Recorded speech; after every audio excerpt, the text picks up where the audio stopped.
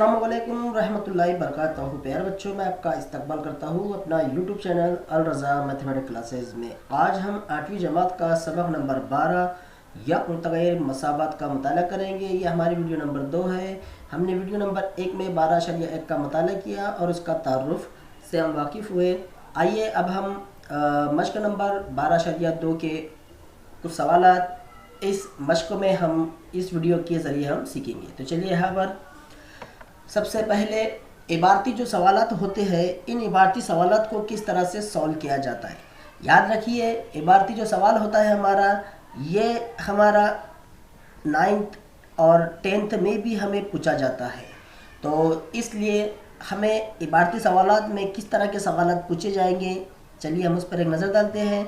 लेकिन उससे पहले हम कुछ मराहिल इसके अपने जहन में बढ़ाएंगे। तो सबसे पहले देखिए, इबारती मसाले हल करते वक्त हमें इन तमाम मराहिल का इतलाक़ यानी इस्तेमाल करना ज़रूरी है।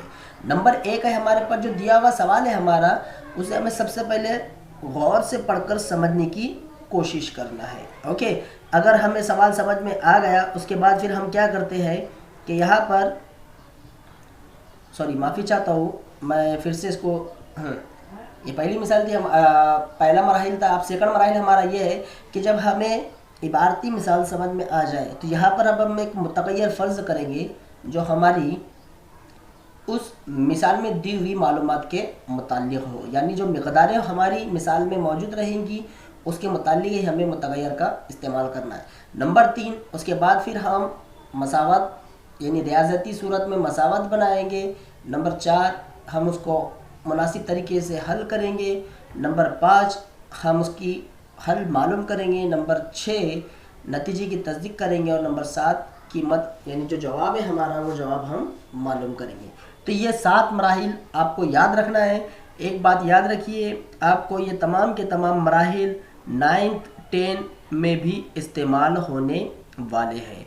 तो इसलिए आप तमाम बच्चे जो है इन मराहिल को अच्छे से याद कर लेना है, क्योंकि यही मराइल हमें 9th 10 में भी इस्तेमाल होने वाले। आइए अब ज़रा हम इबारती सवालात हमें किस तरह से सॉल्व करना है, आइए हम उनकी किस्मों की तरफ बढ़ते हैं। तो सबसे पहली जो उसकी किस्म है वो है उम्र के ताल्लुक़ से हमें सवाल रहेगा। ओके, उसके बाद फिर हमारा जो दूसरा सवाल रहेगा वो आदात के मुताल्लिक़ सवाल रहेगा। उसके बाद हमारा जो तीसरा यानी इसमें जो सवालात पूछे जा सकते हैं वो इस तरह के, उसके बाद कसर के मुताल्लिक़ हमारा सवाल रहेगा। फिर उसके बाद हमारी ज्योमेट्री जो अशकाल होती है उसके मुताल्लिक़ या फिर माल लेन देन के बारे में सवाल रहेगा। नंबर 5, हमारी ज्योमेट्री अशकाल के बारे में यानी इल्म हिंदसी की खुसूसियात के मुताल्लिक़ सवाल रहेगा। और नंबर 6 जो आखिर में हमारा आता है वो है हमारा रफ्तार, फासला और वक्त के मुताल्लिक़ सवालात रहेगा। तो प्यारे बच्चों, चलिए अब हम 12.2 की कुछ चंद मिसालें मैं आपके सामने लेकर हाजिर हुआ हूँ, हम उन्हें सॉल्व करते हैं। सबसे पहले हम हमारे यहाँ जो मश्क के अंदर या मश्क से पहले एक हमें सरगर्मी दी गई है, हम सबसे पहले उस सरगर्मी को मुकम्मल करते हैं। आइए यहाँ पर देखिए, एक सरगर्मी आप लोगों के सामने मौजूद है। अब यहाँ पर आप गौर से अगर देखें तो यहाँ पर हमारे पास सरगर्मी में एक मुस्ततिल की शक्ल दिखाई दे रही है। आपको अच्छी तरह से पता है मुस्ततिल में उसके 2 इज़ला जो होते हैं मुकाबिल के, वो आपस में मुतमासिल होते हैं, ये हमें अच्छी तरह से पता है। अब हमें यहाँ पर बताया गया है कि मुस्ततिल की जो चौड़ाई है वो x बताई गई है। कि क्या बताई गई है? x बताई गई है। और ऊपर एक हिदायत दी गई है कि चौड़ाई जितनी होगी उसके 3 गुना लंबाई होंगी। तो अभी हमारी चौड़ाई कितनी है? x है। ओके, और उसकी चौड़ाई यहाँ पे मानिए कि हमने ये चौड़ाई के सामने x लिखा। ओके, और 3 गुना मीन्स यानी ज़रबी शक्ल, तो ये 3, तो आप समझ गए होंगे इसकी चौड़ाई कितनी हो गई? 3x। अब यहाँ पर जो सरगर्मी आपके सामने दिखाई दे रही है इसमें अहाते का जिक्र किया गया है। और अहाता कोई भी शक्ल का अगर हम ले तो उसके जितने भी इज़ला उसमें मौजूद होते हैं तमाम इज़ला ही हम मजमुआ लेते हैं। तो आपने देखा कि यहाँ पर 2 चौड़ाई है क्योंकि ये दोनों सेम है। ओके, 2 चौड़ाई ये हो गई और उसकी कितनी लंबाई है? 2 लंबाई है। तो यहाँ पर ऑलरेडी 2 दिया गया है और हमें कुछ खाली जगह दी गई है। तो प्यारे बच्चों, चलिए हम जो हमारे बॉक्स है उन बॉक्स में क्या नंबर आएंगे हम वो देखते हैं। तो नंबर 1, सबसे पहले यहाँ पर आप देख रहे हैं x यहाँ पर भी मौजूद है, यहाँ पर भी मौजूद है। और एक आपको मैं बात बता दूं कि x हो या कोई भी एक हमारा मुतगय्यर हो, जहाँ पर अगर सिर्फ x आए या कोई भी हमारा मुतगय्यर यानी a से लेकर z तक कोई भी अल्फ़ाबेट अगर आता है तो यहाँ पर अक्सर बच्चे कंफ्यूज हो जाते हैं कि इसका ज़रीब क्या है। तो याद रखिए, जहाँ पर कोई ज़रीब अगर दिखाई नहीं देता वहाँ पर एक ज़रीब होता है, उसका ज़रीब भी एक होता है, उसकी तकसीम की शक्ल में भी एक होता है और उसकी कुव्वत जो है वो एक होती है। तो यहाँ पर रियाज़ती सूरत में एक जहाँ जहाँ पाया जाता है तो रियाज़ती सूरत में एक उसूल है कि अगर उसे ज़ाहिर कर भी सकते हैं और नहीं भी कर सकते हैं। अगर हम ज़ाहिर नहीं भी करें तो यहाँ पर मान लिया जाता है कि यहाँ पर क्या मौजूद है, एक मौजूद है। तो यहाँ पर आइए हम यहाँ पर लिखते हैं।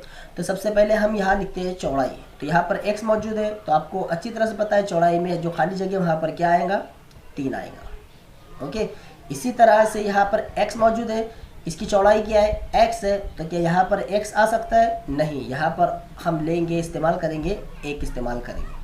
ओके, आइए अब आप देख रहे हैं अच्छी तरह से कि हमारे पास जो पीले कलर में 2 नंबर हासिल हुए, इनमें हम क्या करेंगे, यहाँ पर x मौजूद है, यहाँ 2 मौजूद है, ये 3 और 1 की हम जमा करते हैं, कितना आता है, जवाब 4 आता है। ओके, अब उसके बाद ये 4 और 2 की हम ज़र्ब करते हैं, कितना जवाब आएगा, 8। आपको पता है 8 के पारे में 40 कितने नंबर पर आता है, कितने नंबर पर आता है, 5 नंबर पर आता है। वेरी गुड, ये 5 नंबर पर आता है।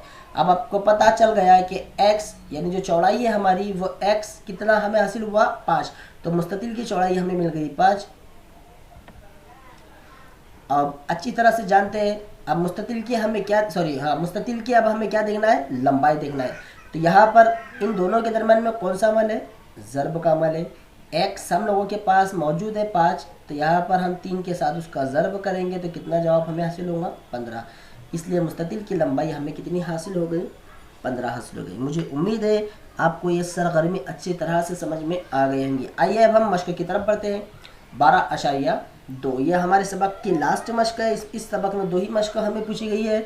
आइए इसके कुछ सवालात मैं आप लोगों के सामने लेकर हाजिर हूँ। तो सबसे पहला सवाल है हमारा उम्र के लिहाज से।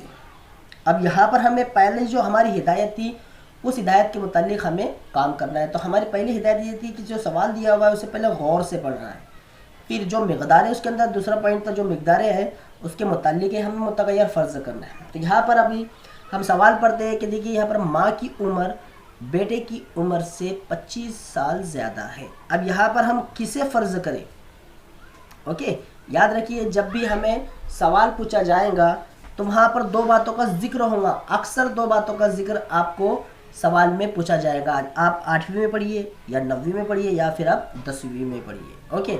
लेकिन आपको सबसे पहला जो पॉइंट है हमारा, उस पॉइंट को आपको याद रखना है कि हमें सबसे पहले सवाल को गौर से पढ़ना है और दूसरा जो पॉइंट है जो मकदारें दी गई है उस मकदारों में किसे हमें फ़र्ज़ करना है वो हमें बहुत अच्छे से सीखना है।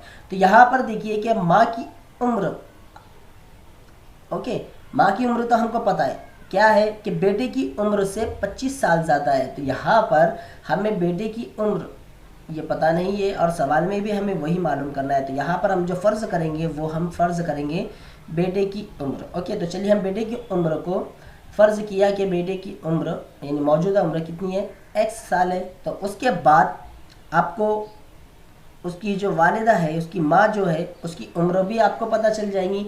अब मैं कुछ अलामतें आपको बता देता हूँ। देखिए यहाँ पर ज़्यादा का इस्तेमाल किया गया है, फिर यहाँ पर बाद, इस तरह के जो लफ्ज़ है यानी ज़्यादा का अपोजिट क्या होता है, कम होता है, बाद का अपोजिट क्या होता है, पहले होता है, ओके।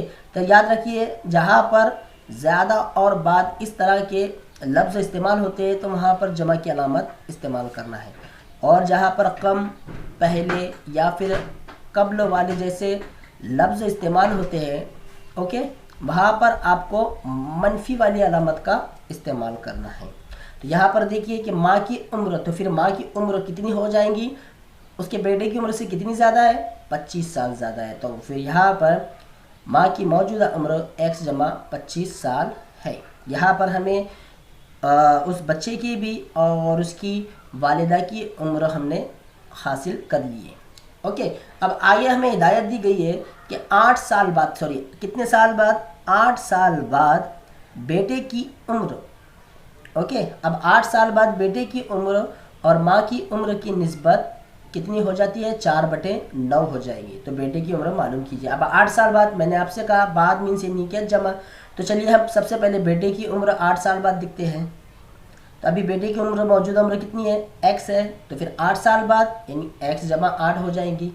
ओके, इसी तरह से माँ की अभी मौजूदा उम्र कितनी है, x जमा 25 है, तो 8 साल बाद उसकी वालिदा की उम्र कितनी हो जाएंगी, x जमा 25 अभी मौजूदा उम्र है, 8 साल बाद वालिदा की उम्र हो जाएंगी x, ये तो पहली मौजूदा उम्र है, x जमा 25 मौजूदा उम्र है, यहाँ पर हमने लिखा, उसमें हम 8 को जमा कर देते हैं। ओके, हमने यहाँ पर 8 को जमा कर दिया है। अब आगे हमें क्या बोला गया है कि उनकी उम्रों की निस्बत कितनी है, 4/9। दी हुई शर्त के मुताबिक हम यहाँ पर लिखेंगे कि उनकी मौजूदा दी हुई शर्तों में क्या है, 8 साल बाद उनकी उम्र। तो यहाँ पर हमने बेटे की उम्र और माँ की उम्र बराबर 4/9। याद रखिए आपको 8 वाली उम्र लिखना है, जो हमने पहले फ़र्ज़ की हुई है वो नहीं, 8 साल बाद वाली। तो बेटे की उम्र 8 साल बाद कितनी है, x जमा 8, और माँ की उम्र हम ये 25 और 8 की जमा करते हैं, कितना आता है, 33। यहाँ पर 9/4। अब यहाँ पर डियर स्टूडेंट आपको कसरे सॉल्व करते आती है। 9 ये वाले कॉस को ज़र्ब करेगा और 4 जो है ये वाले कॉस को ज़र्ब करेगा। लेकिन याद रखिए बीच में बराबर की अलामत है, इसलिए जो इधर चला गया वो दोबारा, फिर इसके बाद इन दोनों की आपस में ज़र्ब नहीं होंगे। हमें पता है कि बराबर की अलामत की इधर की सिमत में अगर कोई तकसीम करता है तो वो उधर जाकर ज़र्ब करता है। ओके, यहाँ पर हम नीचे लिखेंगे, जैसा मैंने आपको बताया उसी के मुतालिक मैंने यहाँ पर ज़ाहिर किया हूँ। तो चलिए अब हम यहाँ पर क्या करते हैं, इन दोनों के दरम्यान में ज़र्ब करते हैं। आपको पता है x के पास कौन सा ज़रीब मौजूद है, 1। 9 और 1 की ज़र्ब करते हैं, 9 1 का 9 और x एज इट इज़ रहेगा। फिर 9 का पहाड़ा हम 8 तक पढ़ते हैं, जो अलामत यहाँ मौजूद है वो इस्तेमाल करते हैं, +72। यहाँ पर वही होगा हमारा 4x। अब 33 को हम 4 से ज़र्ब करते हैं। तो चलिए 33 को हम 4 से ज़र्ब करते हैं। मैं यहाँ पर लिखता हूँ 33 ज़र्ब 4, 4 तिया 12 हासिल का आया 1, 4 तिया 12 और 1 13, कितना आया हमारा जवाब, 132। तो प्यारे बच्चों यहाँ पर आपको 2 टर्म्स दिखाई दे रही है, यानी आपको 2 बातें यहाँ पर दिखाई दे रही है कि यहाँ पर हमें एक x वाली सूरत दिखाई दे रही है और एक बगैर x वाली सूरत दिखाई दे रही है, और बीच में कौन सी अलामत है, बराबर की। आपको पता है जैसा इधर कोई ज़र्ब करता है तो उधर जाकर वो तकसीम करता है, उसी तरह से अगर कोई इधर जमा करता है तो उधर जाकर वो मनफी करेगा। तो यहाँ पर 4x जो इधर जमा करता है हमारा, इधर जाकर मनफी करेगा, और 72 इधर जमा कर रहा है वो इधर जाकर मनफी करेगा। यहाँ पर हमने लिखा 9x नफ़ी 4x बराबर 132 नफ़ी 72। अब आपको पता है कि 9 में से अगर हम 4 माइनस करते हैं तो कितना बचता है, 5, x एज इट इज़ रहेगा। अब 132 में से आप 72 को माइनस कर लीजिए तो कितना बचेगा हमारा जवाब, यहाँ हम लिखते हैं 132 माइनस 72, 0, 2 में से 2 गया 0। अब यहाँ पर देखिए 13 में से हम 7 को माइनस करते कितना बचा है, 60।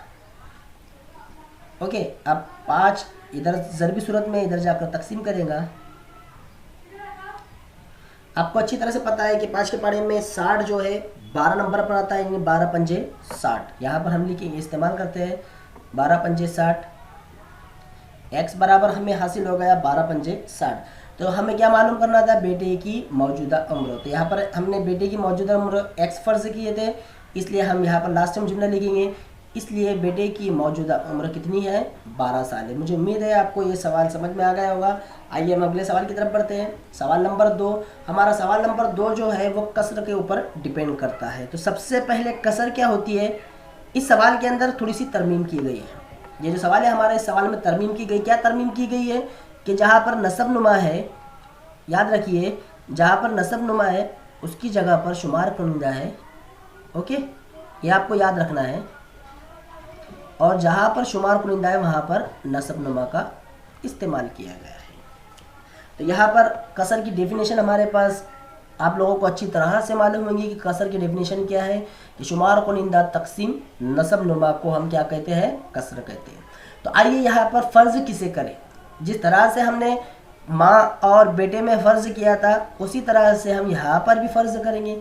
अब सवाल किसके ऊपर डिपेंड करता है, देखिए नसब नुमा है, कसर का नसब नुमा शुमार कुनिंदा से 12 ज़्यादा है। तो सबसे पहले हम क्या फ़र्ज़ करेंगे, शुमार कुनिंदा फ़र्ज़ करेंगे, क्योंकि जब तक कि शुमार कुनिंदा नहीं पता चलेगा तब तक कि नसब नुमा हमें मालूम नहीं होगा। अब ये हमें कैसे पता चला कि हमें शुमार कुनिंदा ही फ़र्ज़ करना है, क्योंकि हमें जुमला दिया गया है कि शुमार कुनिंदा से 12 ज़्यादा है। कौन 12 ज़्यादा है, नसब नुमा। तो इसलिए हम जब तक कि हम शुमार कुनिंदा को फ़र्ज़ करते हैं तो शुमार कुनिंदा यहाँ पर हमने लिखा हल फ़र्ज़ किया कि कसर का शुमार कुनिंदा x है। तो आप समझ गएंगे फिर नसब नुमा कितना होगा, 12 ज़्यादा है यानी प्लस की अलामत, इसलिए कसर का नसब नुमा x जमा 12 है। अब यहाँ पर देखिए मैंने क्या कहा, उसके शुमार कुनिंदा लेना है ना कि नसब नुमा। ओके, अब नसब नुमा से कितना कम करना है, 2 तफरीक करना है। तो हम नीचे लिखेंगे शुमार कुनिंदा में 2 तफरीक करने पर नया शुमार कुनिंदा हमें हासिल हुआ x नफ़ी 2। सॉरी माफ़ी चाहता हूँ, मैंने यहाँ पर नसब नुमा कह दिया, जबकि सवाल में तरमीम किया गया है नसब नुमा की जगह पे हमें क्या लिखना है, शुमार कुनिंदा लिखना है। तो शुमार कुनिंदा में से हमें कितने माइनस करना है, 2 हमने माइनस कर दिया।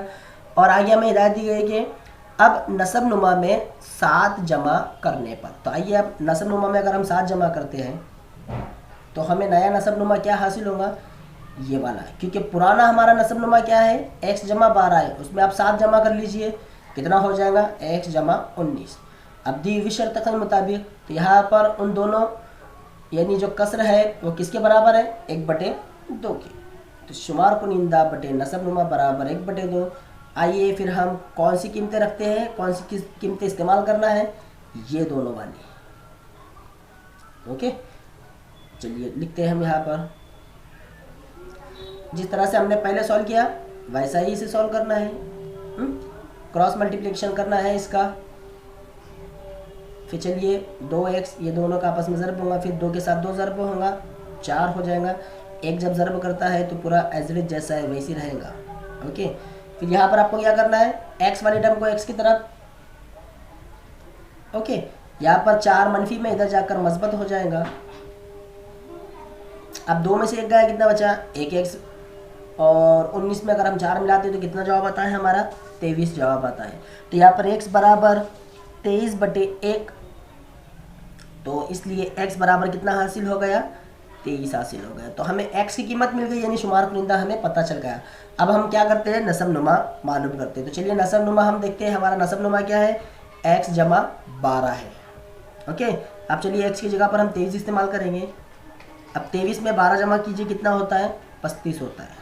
कितना होता है, 35 होता है। तो वो कसर जो है, अब जहाँ पर शुमार कुनिंदा वहाँ पर उसकी कीमत रखिए, और जहाँ नसब नुमा है वहाँ पर उसकी कीमत रखिए। वो कसर हमारी हो गई 23/35, यानी जो कसर है हमारी वो कौन सी है, 23/35 है। ओके,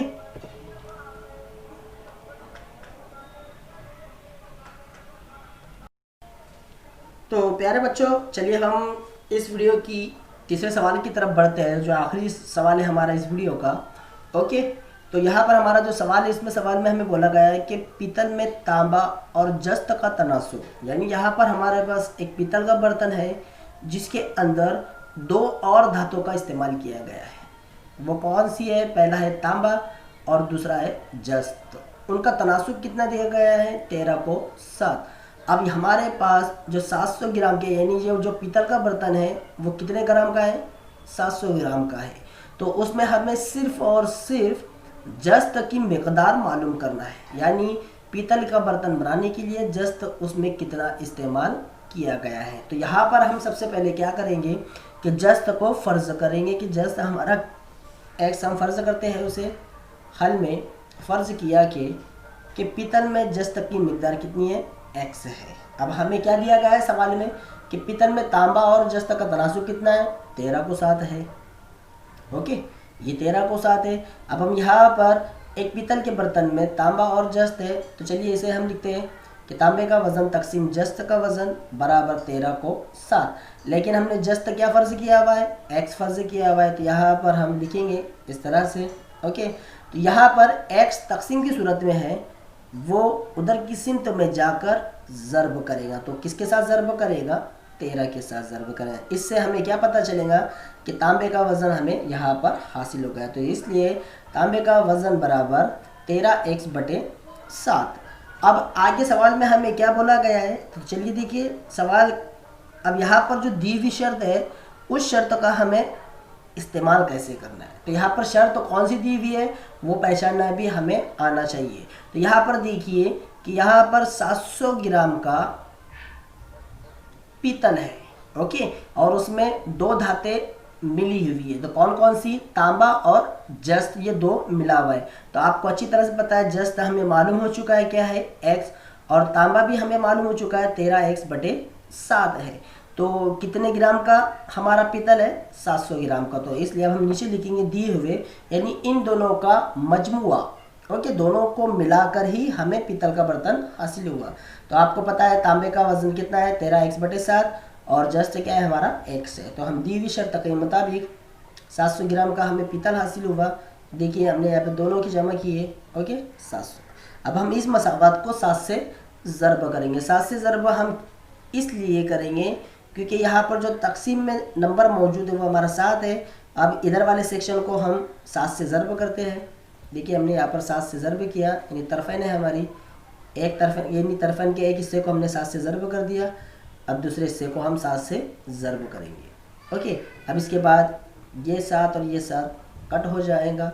7x जैसा है, ये वाला 7x एज इट इज़ रहेगा, 13x भी एज इट इज़ रहेगा। अब 7 को 7 से आप ज़र्ब दीजिए, कितना आता है? 49, और 2 0 आप लगा दीजिए, तो कितना हो गया? 49, 100 हो गया। अब 7 और 13 की जमा कीजिए, कितना आता है? 20x बराबर 49, 100। 20 इधर ज़र्ब करता है, उधर जाकर वो तकसीम करेगा, आपको अच्छी तरह से पता है। तो इसलिए यहाँ पर ये सिफर से ये सिफर कट गया, 2 1 का 2, 2 दूनी 4, और यहाँ पर 90 है, तो 90 का आधा कितना होता है? 45 होता है। तो x बराबर हमें मिल गया 245। तो प्यारे बच्चों, हमें सिर्फ जस्त कितना है, जस्त का वज़न हमें मालूम करना था। हमने मालूम कर लिया कि जस्त का वज़न पीतल के बर्तन में 245 है। तो मुझे उम्मीद है आपको आज की इस वीडियो के हमारे तीनों सवाल और वो एक सरगर्मी जो हमने इस वीडियो में लिए अच्छी से समझ में आ गई होगी। मुझे उम्मीद है आपको ये वीडियो पसंद आएगी। तो चलिए मैं अब आपसे अलविदा लेता हूँ। अस्सलाम वालेकुम। फिर मिलते हैं हम अगली वीडियो में इसी तरह के कुछ और सवालात लेके 8वीं जमात के लिए, और हमारे YouTube चैनल से आप जुड़िए रहिए, ओके। अस्सलाम वालेकुम रहमतुल्लाहि व बरकातहू।